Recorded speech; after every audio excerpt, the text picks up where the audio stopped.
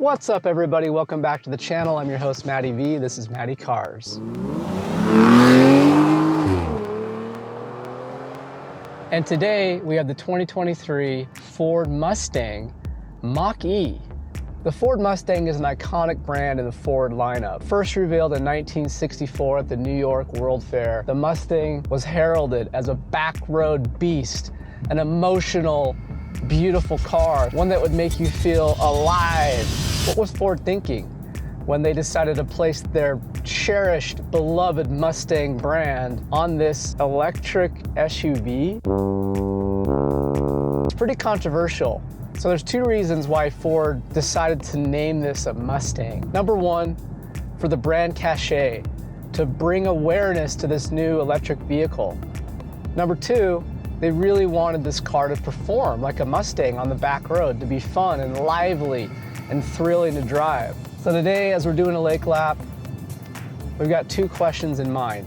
Number one, does this EV crossover deserve the Mustang nameplate? Number two, how does this compare to the segment leader, the Tesla Model Y long range? Let's go find out. So what do we have here? We've got a 4-door, 5-passenger compact SUV that has a dual motor all-wheel drive platform. This is the extended version, so it has a larger battery pack, 91 kilowatt hours, which pushes the range up to 277 miles. But all that package together delivers 346 horsepower and 428 pound-feet of torque to all four wheels. Ford says this will do 0 to 60 in 4.8 seconds. Let's go to 0 to 60 test. Round one, fight! 3, 2, 1, go.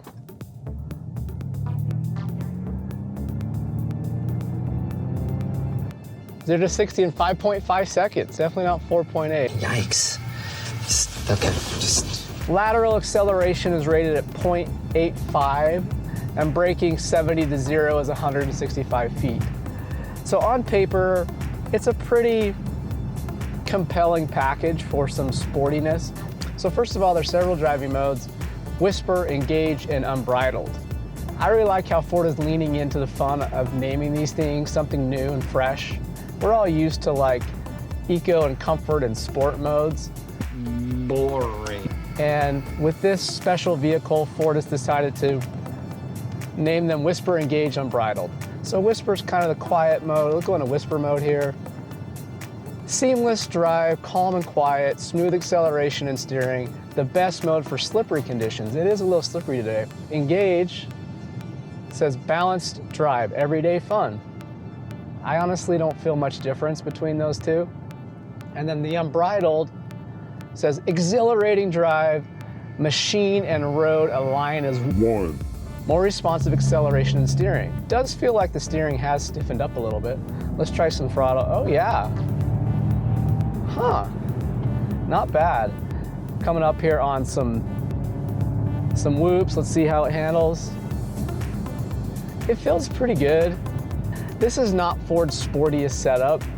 There is the GT Performance, the high-end performance model, which is on 20-inch wheels, gets larger brakes, stiffer suspension, and is really the top of the line. So where this thing sits in the middle of the line, it's actually pretty good. I do like the noise. There's propulsion sound. I can turn that off. I don't know if you guys can hear that. With it off, there's just like a little electric whine. If I turn that back on, you kind of get like a digitized version of a V8. So here we go. It does throw you back into your seat a little bit. Now compared to the Model Y long range, it doesn't feel as vicious in the acceleration. Here's a nice handling corner. It is fun and flat. The beauty of having an electric car and all that weight, even though it is heavy, all that weight is down low here. Here's a nice corner. Let's do a little brake test. Oh, wow. Okay, one thing very noticeable in this car is the brake is very touchy. Welcome home! Don't pinch me! Now the seats are nice and comfortable. They're actually very comfortable, and I love the design. They're not very sporty. They don't really hold you in place. We had the GV70 out a couple of weeks ago, and it had the dynamic seats that bolstered you depending on the mode you're in. Those were awesome. These are not that. These are a step above the Tesla seats in terms of design, comfort, about the same in terms of performance. Driver zone here. One of the big changes and differences between this and the Tesla is there's a small 10.2-inch screen that shows you your speed and your range and just your direction, just kind of simple things, which is nice because in the Tesla, everything is over here on the center screen and you're having to look away from the road a lot, which is actually not very safe. Because of the way Ford designed this little screen here, you get all the benefits of the visibility without any of the drawback of not having any data there. Well done, Ford. So from a performance perspective, it's pretty good. It's not a Mustang. It feels like a crossover, which is not a bad thing. Little off-road test here in the Mustang Mach-E. So the Mustang has 5.8 inches of ground clearance. It does have a low range mode, which we'll test right here. We are on all season tires, 19-inch wheels, so there's quite a bit of sidewall. So in a sport utility vehicle, you want it to be able to be sporty and give you some utility and take you to the trailhead, take you down the fire road, be able to check a lot of boxes. Actually not bad. The suspension on this has a lot more travel than the Tesla, at least it feels like it to me. Another benefit of 4,800 pounds is get some good traction if you get on the dirt a little bit. Not bad. Okay, let's see how this baby performs going up the hill. We'll go low range. So far, I am very impressed with this vehicle. It's just a nice car coming into the tricky corner here. Not bad, not bad. Coming up the slope. Get a little view of the lake over there. Hope you guys are enjoying this. If you like this kind of content, please consider liking and subscribing. We're testing the Mach-E in all conditions. Hydrate, my friends. Okay, I have to say off-road test is a success. Let's go out here and get this thing onto something a little more comfortable. How does it feel just to cruise on a back road? It's comfortable, it's quiet. It feels more refined than a Tesla, so the visibility is really good. Now it has a manually adjusting telescoping wheel. The seat is electric adjustment. It's heated seats, but there's no cooled seats, no massage seats, anything like that. So this is kind of in the premium class, not in the luxury class. Overall, in terms of interior comfort, this is really impressive. I like this big panoramic sunroof. Back seat is comparable to the Tesla. Down here you have your drive mode selector.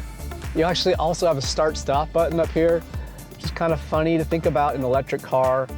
There is some wireless charging pads down here. You have some decent storage bins. I like the interesting combination of different surfaces here. We have the Bang & Olufsen speaker that goes all the way across the front of the dash here. That's very interesting and unique design. Some leather with stitched material. Overall, I love the way that this design looks. The front end of this car is spectacular. I think they really nailed it. The most prominent thing that you see on the front is this Mach-E Mustang in mid-gallop. Then these amazing headlights with 3 pods, and then it has these really cool turn signal blinkers that flare out to the side. I also love the way that they've used contrasting colors up here. We have this space white metallic color and then a kind of a piano black that play really nicely together.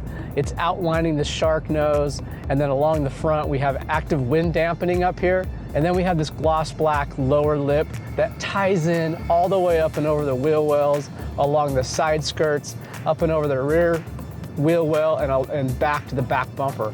And then the black roof coming in, tying the whole thing together. I really think this car looks amazing. Now along the side of the car, it is this coupe swooping roof line, but they did something really interesting here. You can see the white has this aggressive swoop towards the rear of the car, but the black of the roof, you can see here, it pops up a little bit.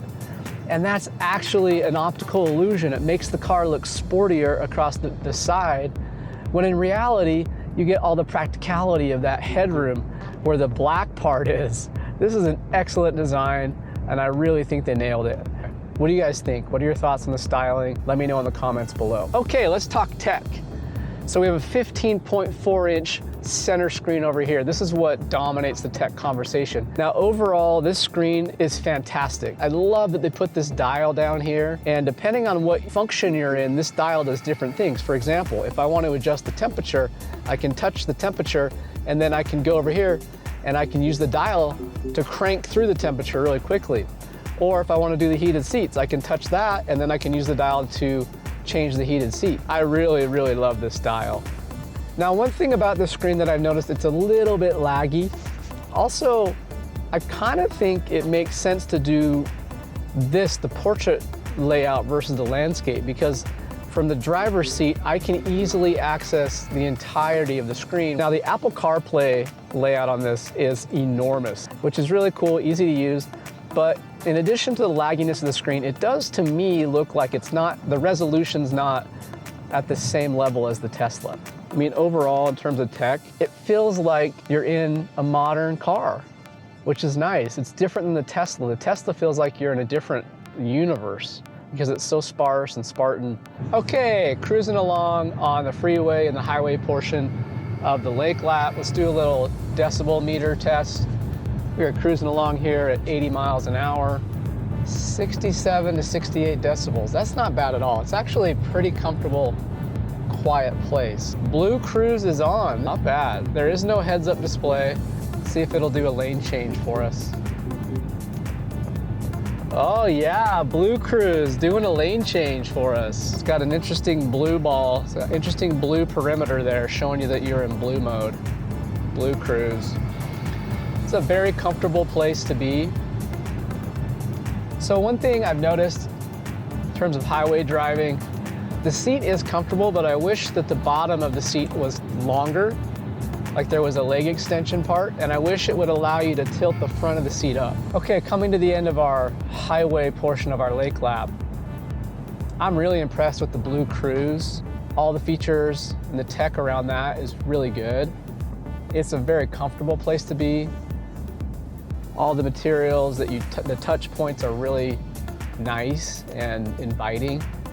There is a feeling of quality as well. Oh, the brakes are so touchy. You forget how touchy they are because you don't use them very often.